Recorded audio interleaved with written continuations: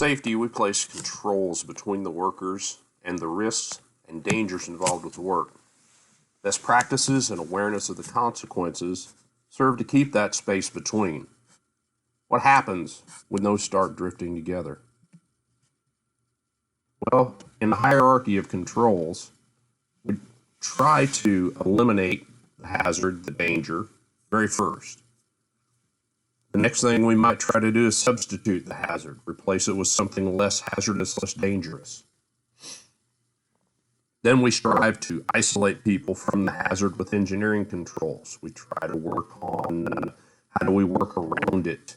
How do we do things differently so we avoid the hazard? Then we look to administrative controls, rules, regulations, changing the way people work. And then the very last thing we do is rely on our PPE. So if you'll notice in this hierarchy, PPE is at the very bottom. So we rely on our PPE when every other control has failed. So if you look at this graphic here, the space between, safety is at the very top, where we have our expectations and our best practices, the way we train, the way we learn, the time that we go to school, we learn the best way to do things. And then at the bottom, we have danger. The reason why we use those expectations and best practices.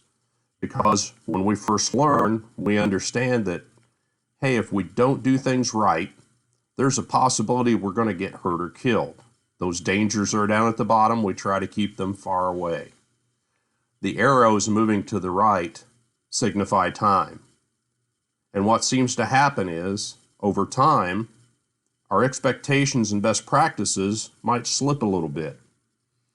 We might find that we perform a task that we were taught one way, and we take a little bit of a shortcut, and it works. And we don't get hurt. And perhaps we do it again and we don't get hurt. And then we continue to do it that way, and our best practice starts to slip.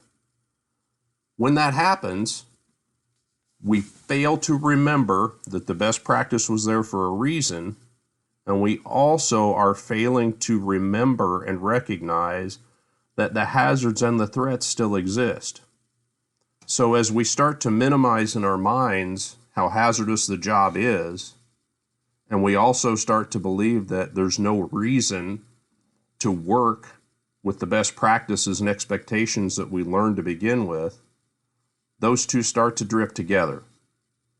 And one of the biggest things we see right now is the fact that guys will go out and they'll either work without cover-up or they will work without visual opens and grounds. We think that's happening because we're getting away with it. You do it once, nobody got hurt. You do it again, nobody got hurt. Well, it must mean that the people who taught me didn't know what they were talking about. This isn't going to hurt me, it never has. Well, it just hasn't happened. Remember, all of our rules, all of our regulations, everything that we work under is written in blood, written in death. So please, remember your best practices. Remember that those hazards and threats are still there. And please keep that space between and keep yourself safe.